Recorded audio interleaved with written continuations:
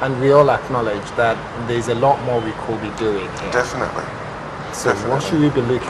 I think, like, if you're based abroad, and in most of the time, but not all of the time, if you were to look at, if someone would bring a couple of garments over, and you looked at it, you could sometimes, or most of the time, tell what's been made in Nigeria, even from looking at the inside of the garments. But there are a lot of professionals who've been in the industry for years who make really good, amazing, fabulous quality garments that are now able to compete on the international platform. I could remember when Frank was talking earlier, and he talked about the younger designers, and it also brought me back memories of starting and then not being able to. I would go into shops like Joel & Sons and look at fabrics that were like 500, 700, 1,000 pounds a yard, but at that stage I couldn't afford them. But it should not be an hindrance. It should be something that leads to, innovation in itself. Because what happened was, I will then get what I could afford, but then think, how can I make this different? And that led me to start creating fabrics of my own. So I'll pick something up, but by the time I'm done with it, it's reconstituted into something else. So the necessity, for me to be able to advance to do things, to match international collections, was developed in that innovation area. Now, the same goes for manufacturing as well. We're doing so well on the international platforms because now the designers show in New York, they show in Milan, they show in the States. But then, it's not just about showing. What about the quality of what's being shown? Can it be accepted on the international markets? Can the standards match? And those are the areas that need to be developed. And that's why I'm particularly pleased when you see the amazing work by the young talents, and then that we are able to come in and infuse so much of the ideas, so much of the skill sets that are needed to develop them. Because the problem is not about them being talented or being able to produce brilliant work. It's about being able to produce things that can compete internationally on the markets. And that's the area where we really need to work. And I believe that with everybody being here, we have multiple skill sets. We're very experienced. We know the industry. We know the inside and out of the garment. And there's so much knowledge that what we need to do is to pass this knowledge on to help us young ones develop, to bring them up to that where they become confident and they can take their garments anywhere. They can arrange a meeting at Selfridges or Harrods or anywhere and be proud and confident to show the spaces and not feel they're going to be let down because of the quality of what they've shown. Okay, Natafo, I was going to ask you then. I know Paul mentioned something about the vibrancy of the colors and the happiness that translates into a desire to just look good amongst Nigerians. How does this, if it does influence your work, how does it influence your work? Oh, it does a lot. Even me personally, red watch red. The colors, yes. Yeah, I was known for a very, very, very long time to wear a lot of colors, and people always said I was in love with the rainbow, and I got dissed for it later. It turned into a trend, and color blocking that became something, and But I think it does relate a lot, and it's just the kind of people we are.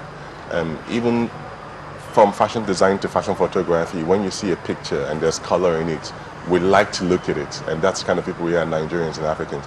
So for me, it comes out a lot in my collection. I always strain a bit of color here and there. Unfortunately, this collection I'm not throwing in a lot of color, just to shock people a little bit. What colors are you looking at? Because what I'm showcasing this time is actually my last collection, which is supposed to be my autumn-winter collection. So it's really more dark colors than anything else. So it's the black and the grays. But interestingly, there's a touch of wine here and there. So it's leather, there's velvet. I can't help it. There has to be something that pops. But to be honest, if you saw my last collection for the Lagos Fashion and Design Week, I did a bridal collection that was summer. So I had print wedding dresses, so it was print covered with white lace. So the print is kind of like shooting through the white lace a little bit. I had a pink wedding dress, I had a peach wedding dress, I had flora. So this kind of things you can't just help it but put it there. I know that it'll probably take me a long time to see a Nigerian bride wearing a floral wedding dress, but I will express myself as such, because that would bring them in, even if they don't want that dress. It would drive them to me, then they will order the white one of that dress. And that's the way it works. Now, Frank, he mentioned something which is not only applicable in fashion, which is the lack of attention to detail of the Nigerian. It plagues us in almost every other industry. In furniture, whatever it is we do, we seem to lack that attention to the details. So the finishing is what he's talking about.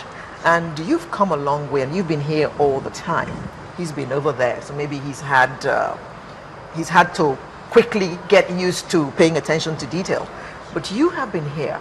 Has there been any improvement in that area over the years? Yeah, there has been. That's why we have been encouraging a lot of designers to also participate in international shows, because it's when you go, you see what your peers are doing, or see what the people you look up to are doing, and then you get to check their outfits, find out, ask a few questions, and also attend the workshop. That's why the workshop is important. That's why we're bringing a workshop here. And one of the reasons these guys are here as well is for these designers to come have a closer look at what they have produced and get to understand, okay, if this is where we are going, then we have a long way to go. Because they need to see, to be able to understand that, okay, we are really not doing that much. So we need to work harder, and then ask a few questions. And when you go to the workshop, you get more information as about how to take your brand to the next level. And I just remember that, I mean, my pride was just, bursting when I walked into Havre Nichols and saw a dress by House of Chi. Chi being a Nigerian, Chi Maduka, who lives in Scotland now. Her dresses are actually sold in Havre Nichols.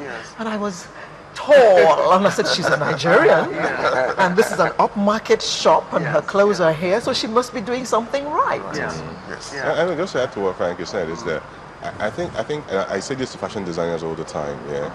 We know when the finishing is not right, but we let it go. We know.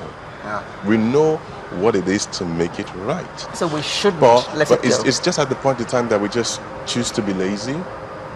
Because sometimes the finishing could be as much work as actually the whole construction. So we choose to be lazy. So it's not because they don't know, it's because they actually made a choice not to know.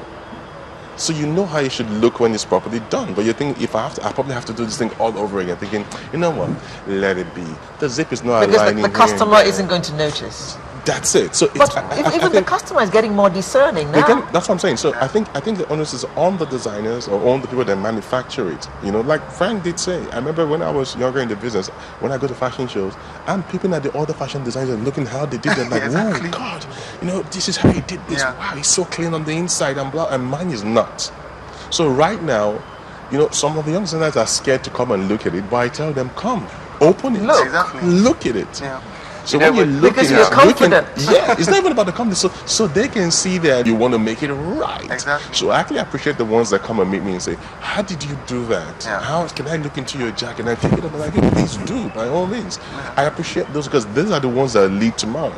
We know what we have to do right. Even me till now, sometimes I make something thinking, let it go. It's not exactly it's just a good idea. Just bring it back. I'll slave and do it the way it's and get supposed it right. to be. But trust me, they do know how the right thing should look. Sometimes they choose fabric selection. Sometimes they don't understand that. So they make some mistakes that are honest mistakes. But when it comes to the finishing, to a large extent, they know.